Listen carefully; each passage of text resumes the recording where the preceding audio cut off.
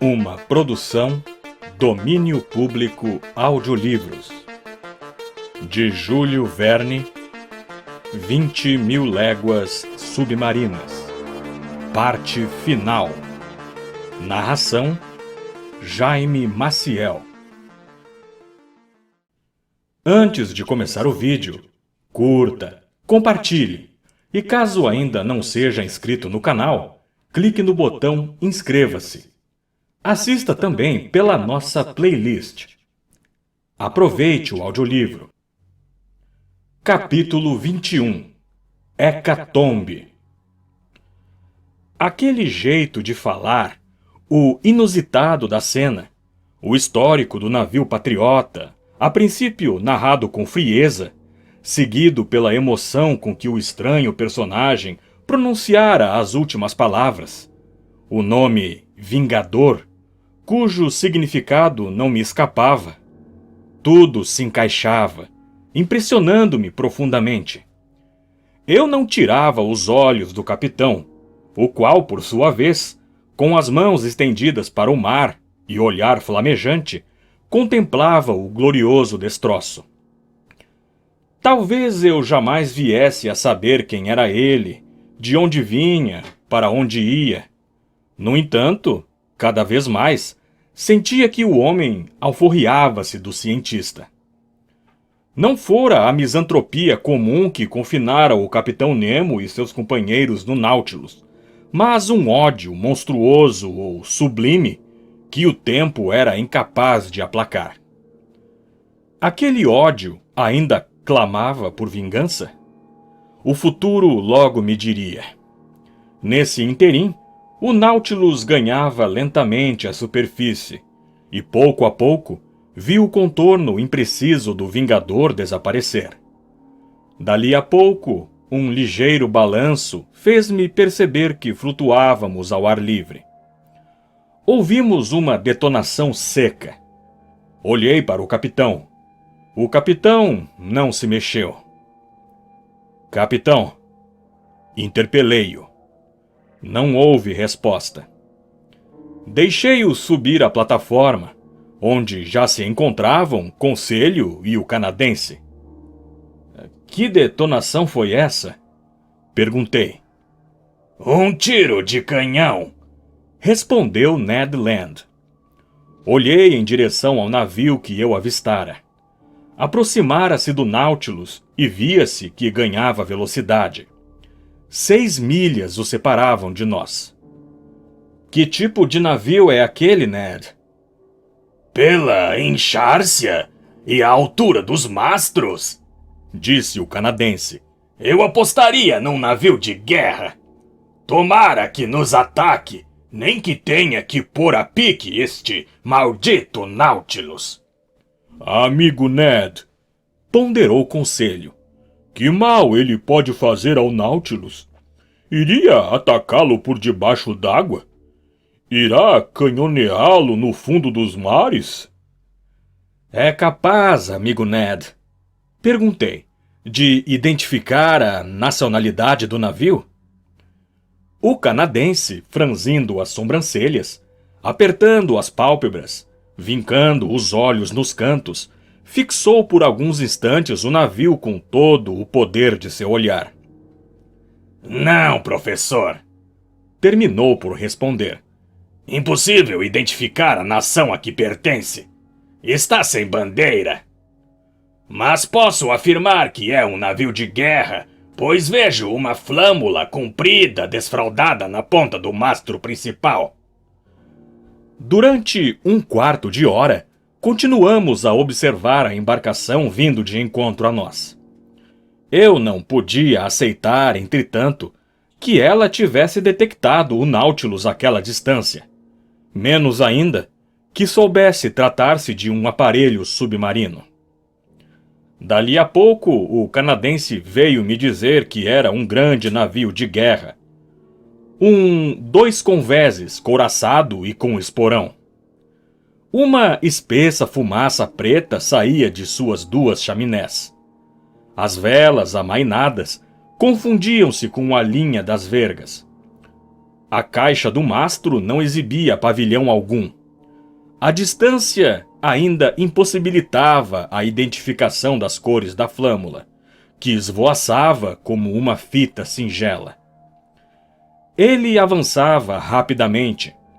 Se o Capitão Nemo permitisse a aproximação, teríamos uma chance de nos salvar. Professor! Preveniu-me Ned Land. Se esse barco passar a 1 milha de distância, eu pulo no mar e intimo-o a me seguir. Não dei resposta à provocação do canadense e continuei a observar o navio, que aumentava de tamanho a olhos vistos. Inglês, francês, americano ou russo, era certo que, se conseguíssemos alcançá-lo, nos acolheria. O patrão faça a fineza de lembrar, disse então Conselho, que não tem qualquer experiência com natação. Peço, portanto, que deixe a meu cargo a tarefa de rebocá-lo até aquele navio, se lhe for conveniente seguir o amigo Ned. Quando eu ia responder, uma fumaça branca envolveu a proa do vaso de guerra, e segundos depois, as águas respingadas pela queda de um corpo pesado atingiram a popa do Nautilus. Quase instantaneamente, uma detonação explodia no meu ouvido. "Estão atirando em nós!" exclamei. "Gente direita!" murmurou o canadense. "Estão nos tomando por náufragos agarrados a um destroço." Que o patrão me perdoe, disse Conselho, espanando a água que um novo projétil lhe borrifara.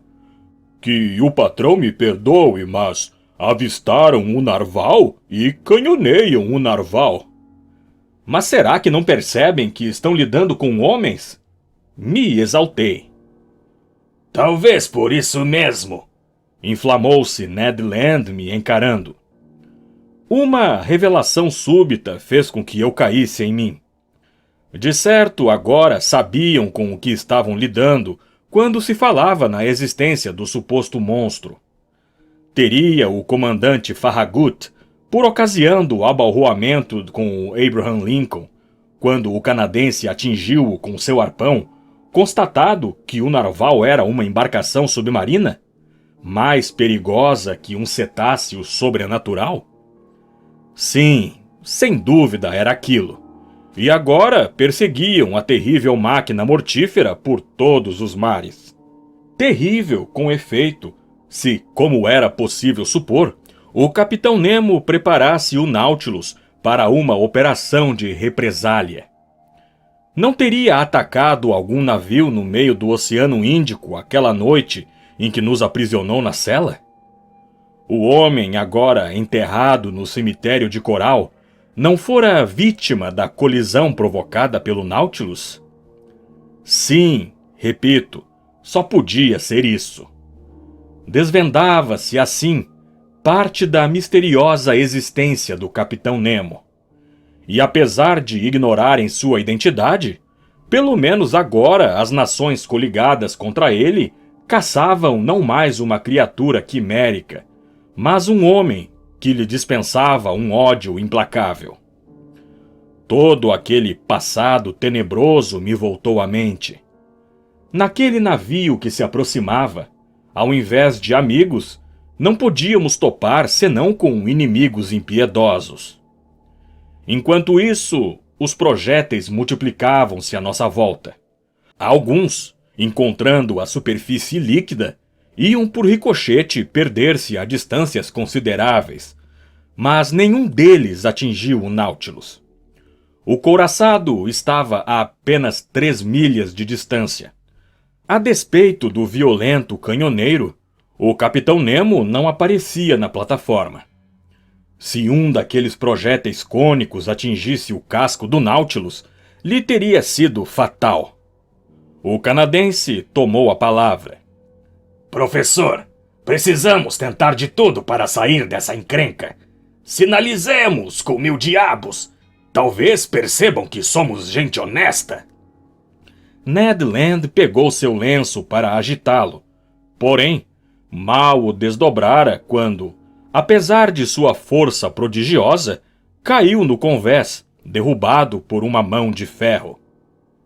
Miserável! Exclamou o capitão.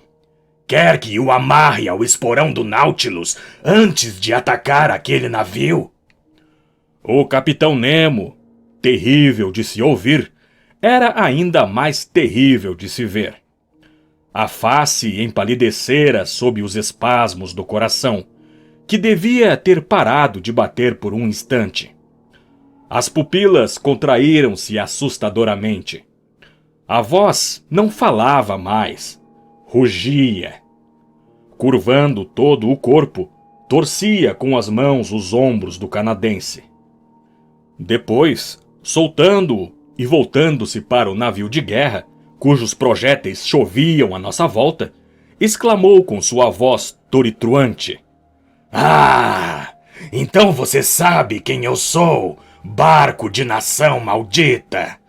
Pois não precisei de suas cores para reconhecê-lo. Olhe, vou mostrar-lhe as minhas. E o capitão desfraldou na proa da plataforma um pavilhão negro, semelhante ao que já fincara no Polo Sul. Naquele momento, um projétil, atingindo obliquamente o casco do Nautilus, sem rasgá-lo, e ricocheteando perto do capitão, foi perder-se no mar. O capitão Nemo deu de ombros. Então, dirigindo-se a mim, ordenou laconicamente: Desça! Desçam o senhor e seus companheiros! Senhor! Exclamei. Atacará então esse navio? Vou afundá-lo, cavalheiro. Não fará isso. Farei, respondeu friamente o capitão Nemo. Não se atreva a me julgar, cavalheiro. A fatalidade mostra-lhe o que não devia ver. Eles atacaram. A resposta será terrível. Entre. Que navio é aquele? Não sabe? Ótimo! Melhor assim.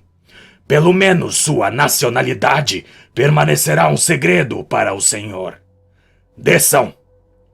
Ao canadense, a Conselho e a mim, só nos restava obedecer. Cerca de 15 marujos do Nautilus cercavam o capitão e olhavam com implacável sentimento de ódio o couraçado avançando em nossa direção. Sentia-se que o mesmo sopro de vingança movia todas aquelas almas.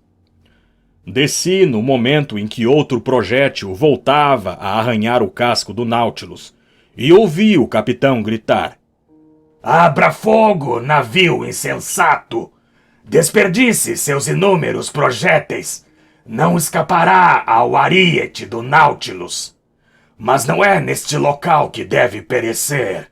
Não quero que suas ruínas venham a se confundir com as ruínas do Vingador. Voltei ao quarto. O capitão e seu imediato haviam permanecido na plataforma. A hélice foi acionada. O Nautilus, contudo, mesmo afastando-se velozmente e posicionando-se fora do alcance dos projéteis do navio, não conseguiu interromper a perseguição. E o capitão Nemo limitou-se a manter distância. Por volta das 4 da tarde, não podendo conter a impaciência e a inquietude que me afligiam, voltei à escada central. O alçapão estava aberto. Aventurei-me na plataforma. O capitão continuava a andar de um lado para o outro num passo agitado. Observava o navio, que permanecia a 5 ou 6 milhas a sotavento, girando a seu redor como um animal feroz. Atraindo-o para o leste, deixava-se perseguir sem atacá-lo. Ainda hesitaria? Quis intervir uma última vez, porém, assim que interpelei o capitão Nemo, ele me impôs silêncio. Tenho direito. Sou a justiça. Sou o oprimido e ali está o opressor. Foi por causa dele que vi perecer tudo que amei, prezei e venerei. Pátria, mulher, filhos, pai, mãe, tudo que odeio está ali. Cale-se! Dirigi um último olhar para o navio de guerra, que aumentava sua potência, e fui ao encontro de Ned e Conselho. Fujamos! Exclamei. Ora, viva! Saudou Ned. Que navio é aquele? Ignoro, mas seja lá qual for, irá a pique antes do anoitecer.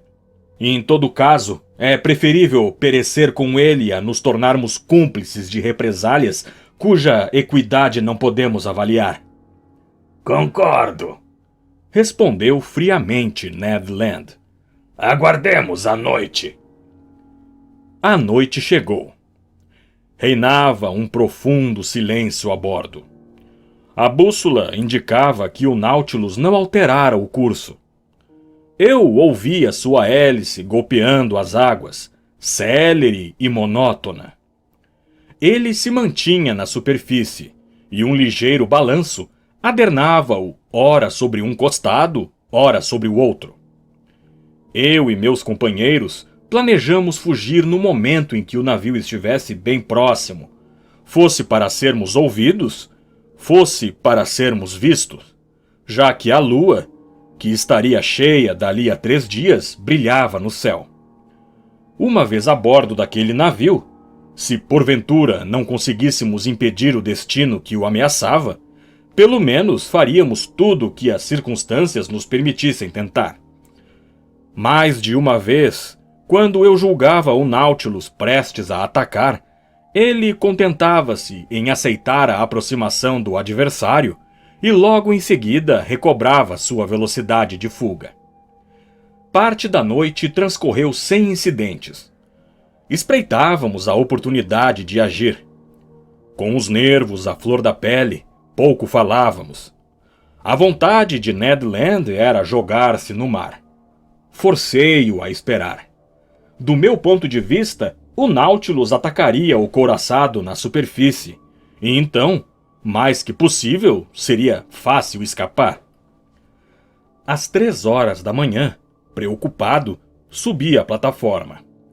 O capitão Nemo continuava lá, de pé na proa, junto à sua bandeira, que uma ligeira brisa fazia tremular acima de sua cabeça. Não tirava os olhos do navio. Seu olhar, de uma intensidade extraordinária, parecia atraí-lo, fasciná-lo, arrastá-lo com mais eficiência do que se o rebocasse. A lua atravessava o meridiano. Júpiter nascia a leste.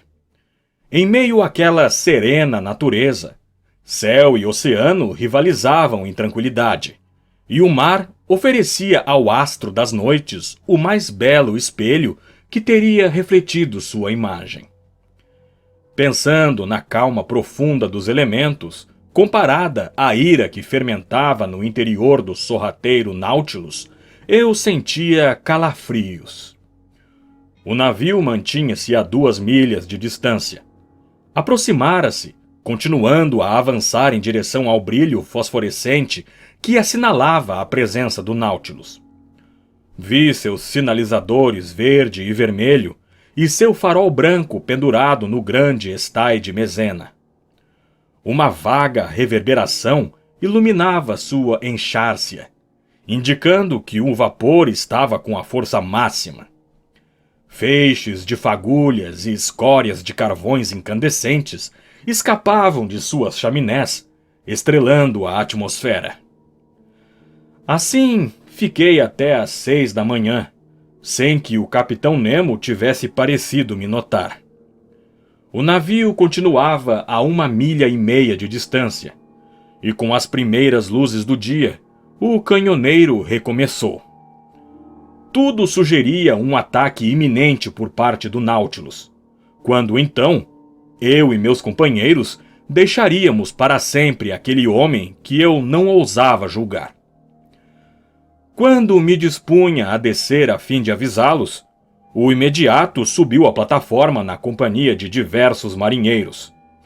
O capitão Nemo ou não os viu, ou não quis vê-los. Esboçaram-se alguns preparativos que poderíamos chamar de preparativos de combate do Nautilus. Eram muito simples. O gradil que formava a amurada em torno da plataforma foi abaixado. Da mesma forma, as casinhas do farol e do timoneiro entraram no casco, mas não completamente.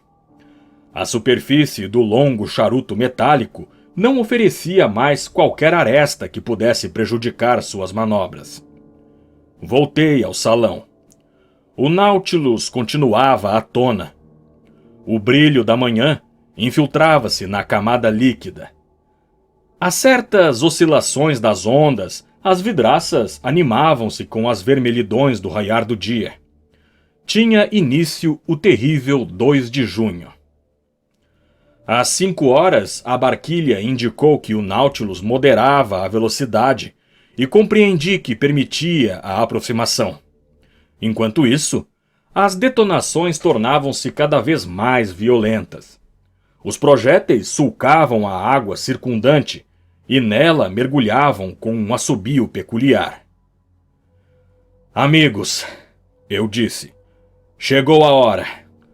Um aperto de mão e que Deus nos proteja. Ned Land estava determinado. Conselho, calmo. Eu, nervoso, mal me contendo. Passamos à biblioteca. Quando eu empurrava a porta que dava para o saguão da escada central, ouvi o alçapão se fechar bruscamente. O canadense lançava-se escada acima, mas o segurei. Um silvo bastante familiar me informava que a água penetrava nos reservatórios de bordo.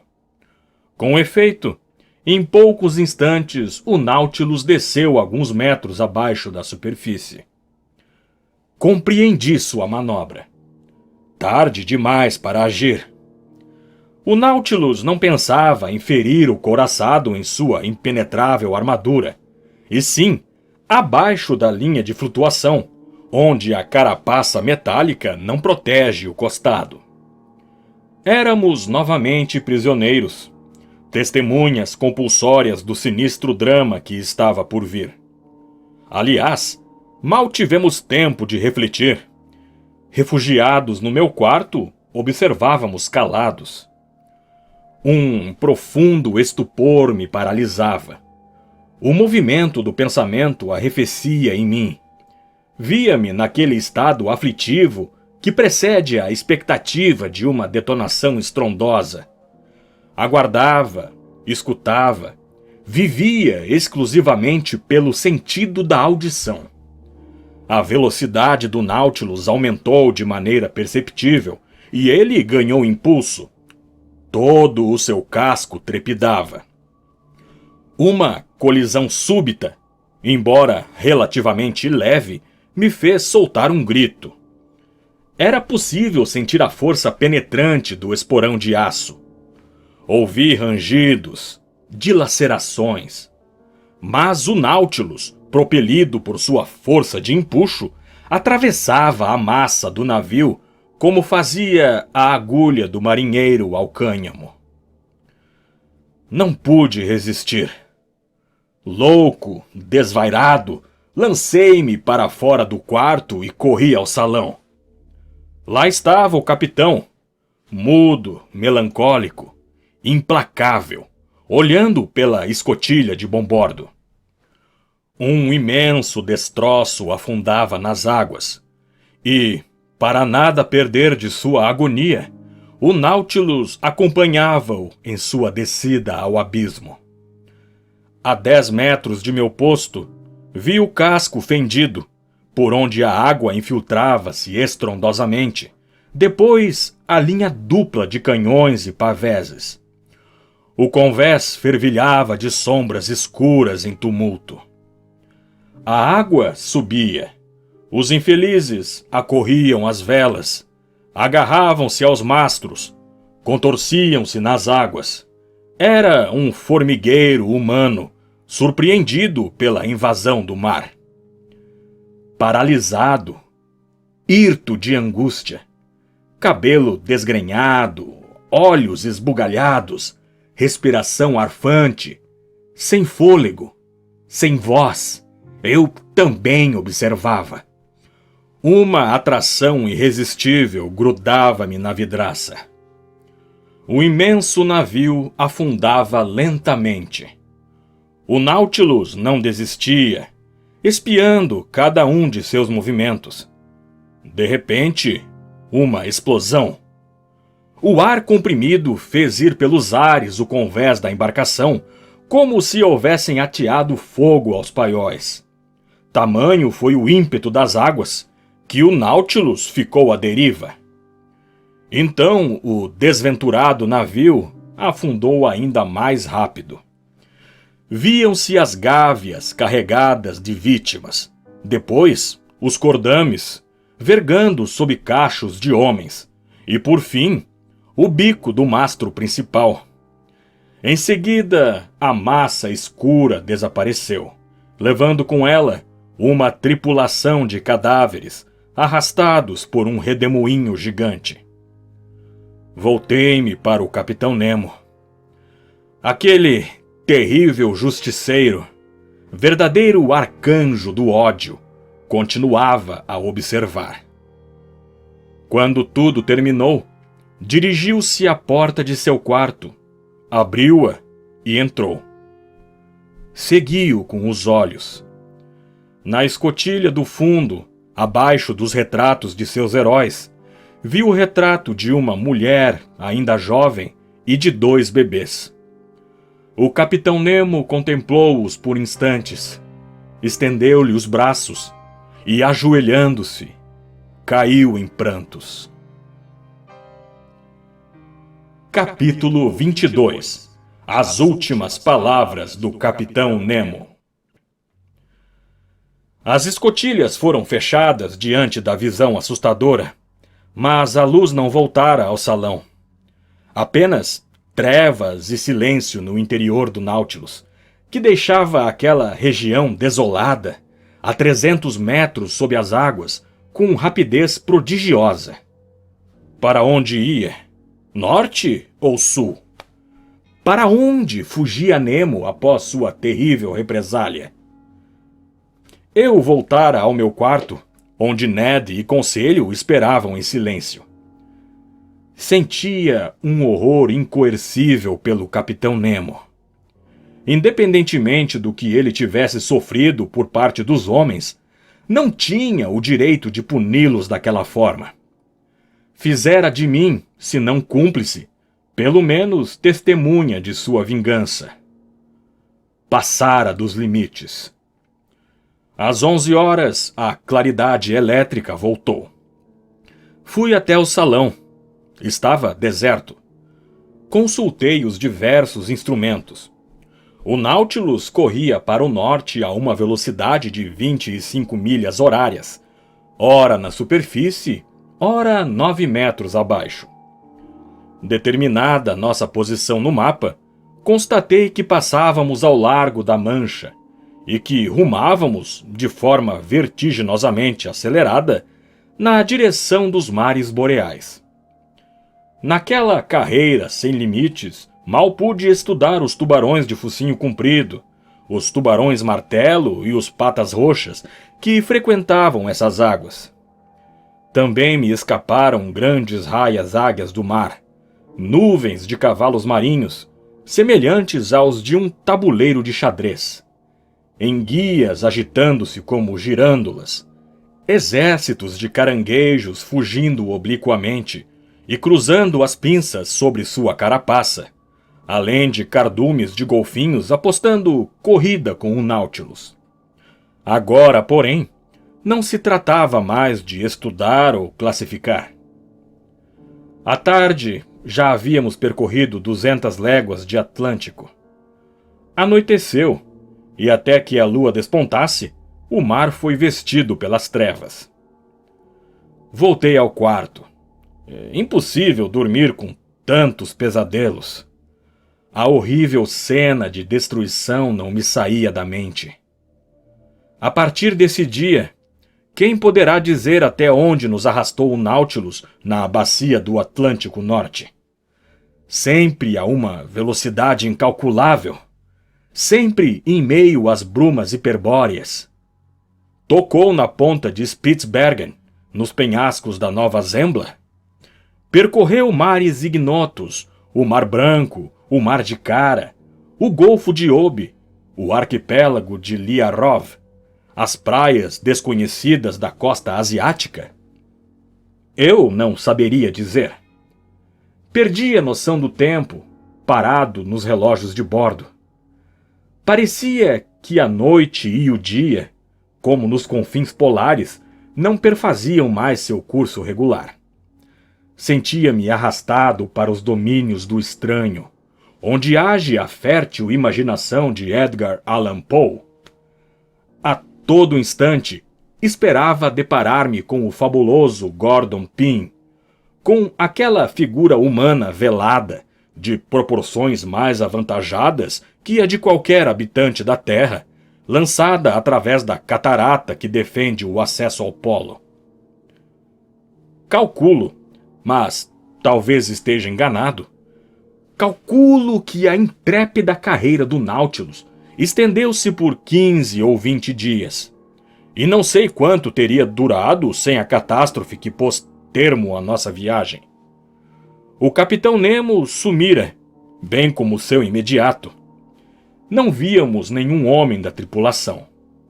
O Nautilus navegava submerso praticamente o tempo todo. Quando subia à superfície para renovar o ar, os alçapões abriam-se ou fechavam-se automaticamente. Nossa posição deixara de ser marcada no planisfério. Eu não sabia onde estávamos. Como se não bastasse, o canadense, cujas forças e paciência chegavam ao fim, não aparecia mais. Conselho em vão tentava arrancar uma palavra dele, e temendo que, num rompante de delírio, e sob influência de uma nostalgia esmagadora, ele se matasse, vigiava-o constantemente.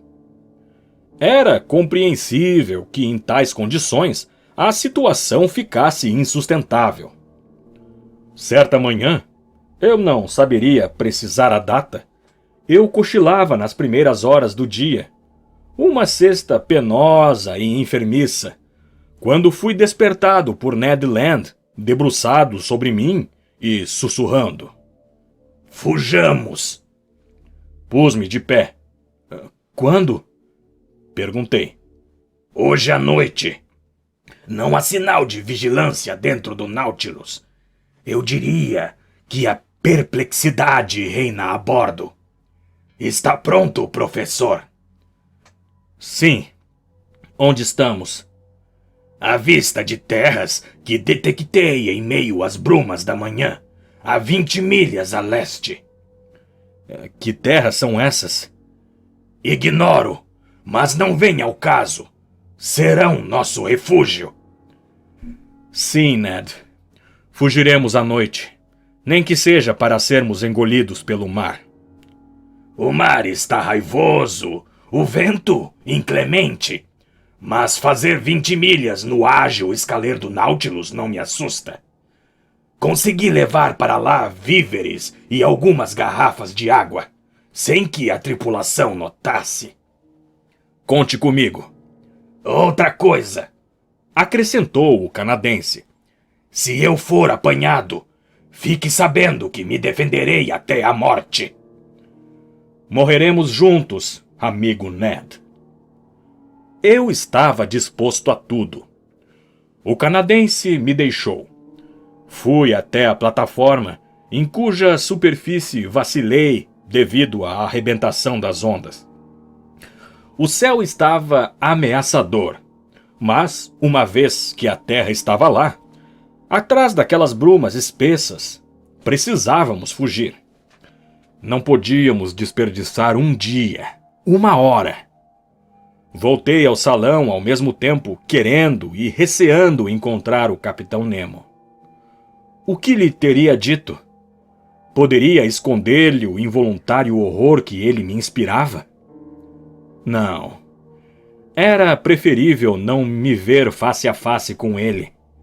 Melhor esquecê-lo. Mas, apesar de tudo... Que dia cumprido aquele! O último que eu passaria a bordo do Nautilus. Fiquei sozinho. Ned Land e Conselho evitavam falar comigo com medo de se denunciarem. Às 6 horas, embora sem fome, e a despeito da indisposição, obriguei-me a comer, de modo a não ficar enfraquecido. Às 6:30, Ned Land adentrou o quarto e me comunicou. Não nos veremos antes de nossa partida. Às 10 horas, a lua ainda não terá nascido. Temos de aproveitar a escuridão. Vá para o escaleiro, onde Conselho e eu ficaremos à sua espera. Sem me haver dado tempo de responder, o canadense saiu. Quis verificar o curso do Nautilus e voltei ao salão. Corríamos para o nor-nordeste a toda velocidade, 50 metros abaixo da superfície. Lancei um último olhar para as maravilhas da natureza, para as obras de arte acumuladas no museu, para a coleção inigualável, destinada a perecer um dia no fundo dos mares, junto com o seu curador. Quis deixar gravada na memória uma impressão suprema. Assim permaneci durante 1 hora, banhado pelos eflúvios do teto luminoso e passando em revista aquele tesouro resplandecente em suas vitrines. Em seguida, voltei ao quarto. Ali, vesti trajes apropriados. Reuni meus apontamentos e os guardei cuidadosamente junto ao corpo. Perdi o controle das batidas do coração. A ansiedade e a agitação, de certo, me teriam traído aos olhos do Capitão Nemo. O que fazia ele nesse exato momento? Escutei a porta de seu quarto. Ouvi um rumor de passos. Nemo estava lá. Não se deitara. A cada movimento seu, eu julgava que surgiria à minha frente para indagar os motivos de minha fuga. Presa de constantes sobressaltos, minha imaginação só fazia agravá-los. A sensação tornou-se tão aflitiva que me perguntei se não era preferível entrar no quarto do capitão, encará-lo, desafiá-lo no gesto e no olhar. Era uma ideia de louco. Felizmente, controlei tais impulsos. Meus nervos foram se acalmando, mas com o cérebro superexcitado, repassei num átimo toda a minha existência a bordo do Nautilus.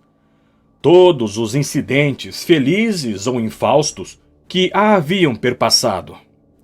Meu desgarramento da Abraham Lincoln, as caçadas submarinas, o Estreito de Torres, os selvagens da Papuásia, o encalhe, o cemitério de Coral, a travessia de Suez, a ilha de Santorim, o mergulhador cretense, a Baía de Vigo, a Atlântida, a Banquiça, o Polo Sul, a prisão dos blocos de gelo, a Batalha dos Polvos, a tempestade da corrente do Golfo, o Vingador, e aquela cena medonha do navio afundado junto com a tripulação. Todos esses acontecimentos desfilaram ante meus olhos como o pano de fundo de um cenário teatral.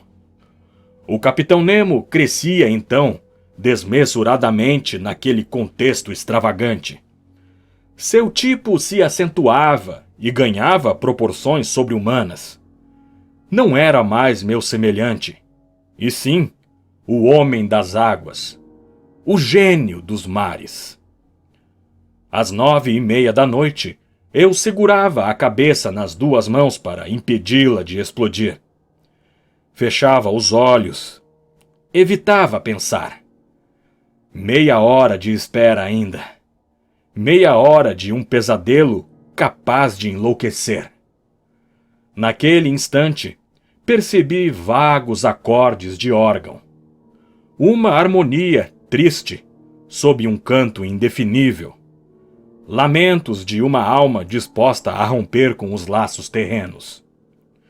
Escutei simultaneamente com todos os sentidos, mal respirando, mergulhado como o Capitão Nemo nos êxtases musicais que o arrastavam para fora dos limites desse mundo.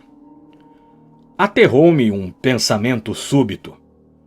O Capitão Nemo havia deixado o quarto em direção ao salão, o qual, para fugir, eu teria de atravessar. Ali o veria pela última vez, e ele me veria, e talvez me interpelasse. Bastava um gesto seu para me aniquilar, uma palavra sua para me prender a bordo. Eram quase 10 horas. Chegara o momento de deixar meu quarto e juntar-me aos companheiros. Ainda que o Capitão Nemo se interpusesse no caminho, eu não poderia hesitar. Empurrei a porta com precaução e, não obstante, pareceu-me que ela rangeu sonoramente ao abrir. Rangido que talvez só existisse na minha imaginação. Avancei rastejando através das coxias escuras do Nautilus, detendo-me a cada passo a fim de estabilizar as batidas do coração. Cheguei à porta angular do salão. Abria lentamente. O salão achava-se mergulhado na escuridão profunda. Os acordes do órgão ressoavam debilmente. Lá estava o Capitão Nemo, sem me ver. Julgo, inclusive, que não me veria nem se tudo estivesse iluminado. De tal forma, seu êxtase o absorvia por completo. Arrastei-me sobre o tapete, evitando qualquer esbarrão, cujo barulho pudesse trair minha presença. Precisei de 5 minutos para alcançar a porta que dava para a biblioteca. Estava prestes a abri-la, quando um suspiro do Capitão Nemo pregou-me no lugar. Compreendi que se levantava. Cheguei a percebê-lo, pois algumas prateleiras da estante iluminada vazavam para o salão. Ele veio em minha direção, braços cruzados, silencioso, mais deslizando que caminhando, como um espectro. Seu peito opresso saltava com os soluços, e ouvi-o murmurar estas palavras, as últimas que vargastaram meus ouvidos. Deus Todo-Poderoso, basta, basta. Seria a confissão do remorso que assim escapava da consciência daquele homem? Fora de mim, corri para a biblioteca.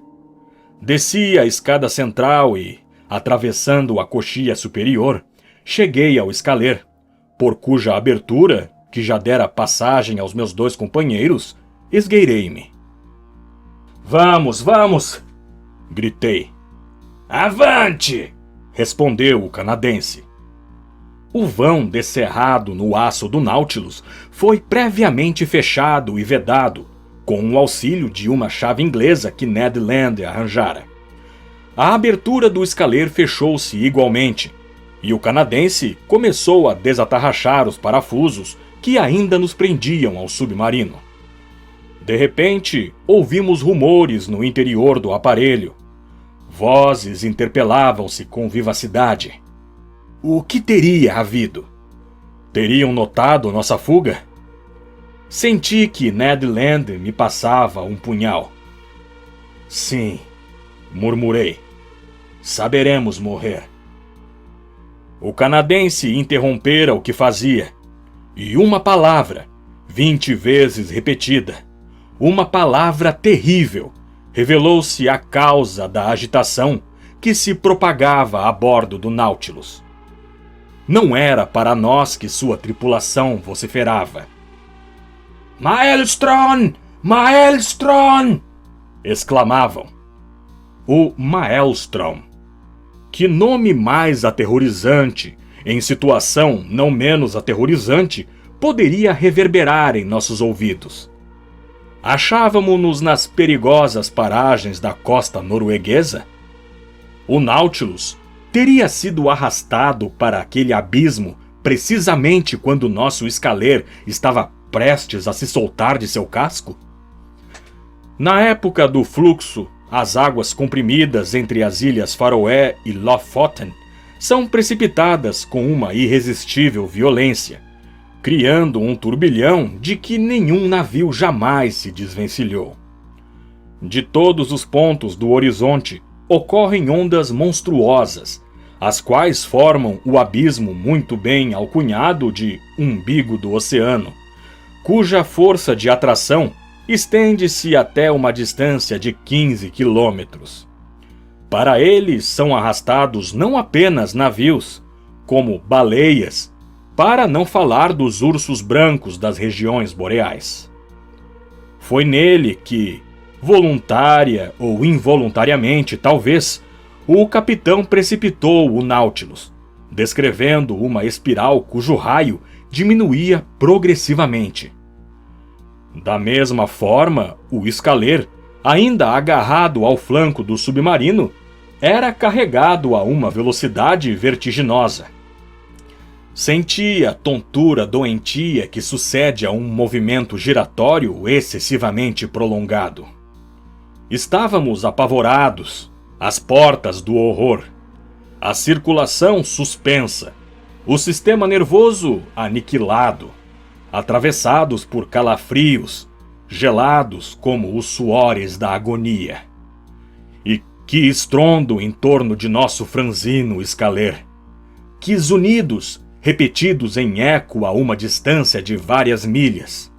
Que estrépito o daquelas águas quebradas contra as rochas pontiagudas do fundo!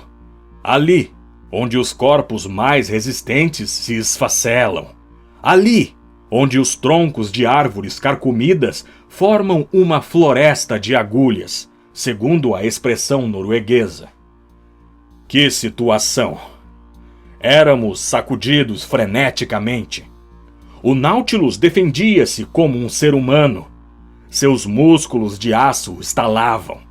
Às vezes empinava, e nós junto com ele. Temos de aguentar firme, disse Ned, e prender de volta os parafusos. Presos ao Nautilus, ainda temos uma chance. Ele não terminara de falar quando ouvimos um tranco. Os parafusos haviam se soltado e o escaler, arrancado de seu alvéolo, foi arremessado como a pedra de um estilingue no meio do turbilhão.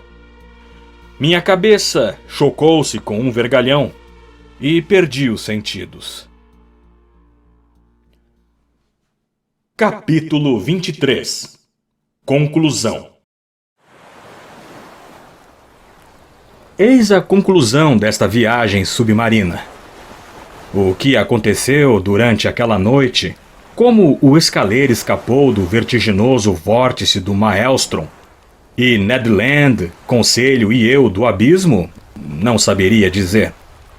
Porém, quando voltei a mim, estava deitado numa cabana de um pescador das ilhas Lofoten. Impensável nas atuais circunstâncias alcançar a França. Os meios de transporte entre a Noruega setentrional e o sul são escassos. Logo, vejo-me forçado a esperar a passagem do vapor que faz a linha bimensal do Cabo Norte. É aqui, portanto, em meio a gente honesta que nos recolheu, que releio a narrativa de minhas aventuras. Ela é verídica. Nenhum fato foi omitido, nenhum detalhe exagerado. É a fiel descrição dessa inverossímil expedição sob um elemento inacessível ao homem e cujas rotas o progresso desbravará um dia. Acreditarão em mim? Não sei. Pouco importa, afinal. Agora tenho pleno direito de falar desses mares, sob os quais, em menos de 10 meses, percorri 20.000 léguas, numa volta ao mundo submarina que me revelou tantas maravilhas através do Pacífico, do Oceano Índico, do Mar Vermelho, do Mediterrâneo, do Atlântico, dos mares austrais e boreais. Mas qual terá sido o destino do Nautilus? Terá resistido ao estrangulamento do Maelstrom? O Capitão Nemo ainda vive?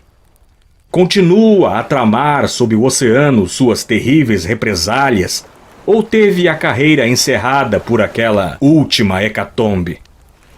As ondas entregarão um dia o manuscrito que esconde a história de sua vida? Saberei finalmente o nome daquele homem? O navio afundado nos revelará, por meio de sua nacionalidade, a nacionalidade do Capitão Nemo? É o que espero.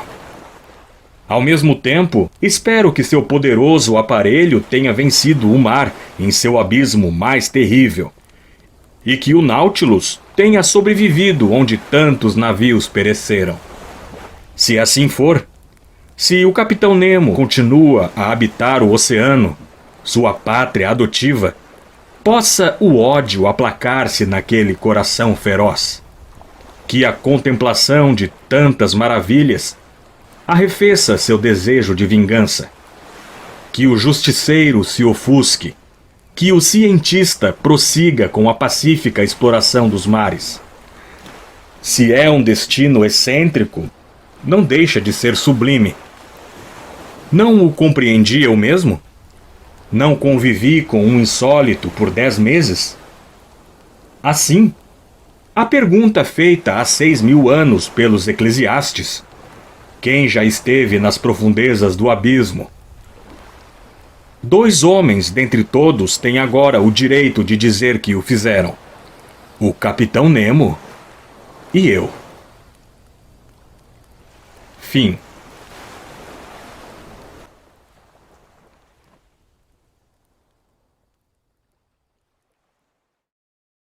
Você já pensou em se tornar membro do canal? Fazendo isso, você estará ajudando o canal a crescer e alcançar mais pessoas apaixonadas por audiolivros. Outra forma de contribuir é clicando no botão Valeu, abaixo deste vídeo. Você pode nos ajudar com qualquer valor e contribuir diretamente para a melhoria do canal. Cada doação é extremamente valiosa e nos ajuda a investir em equipamentos melhores, produzir mais conteúdo e continuar trazendo audiolivros de qualidade para você. Não deixe de visitar nosso website dominiopublicoaudiolivros.com.br para ficar por dentro das novidades do canal. Siga-nos também no Instagram e Facebook para conteúdo exclusivo. Obrigado pela sua audiência. Nos vemos no próximo vídeo, aqui no canal Domínio Público Audiolivros.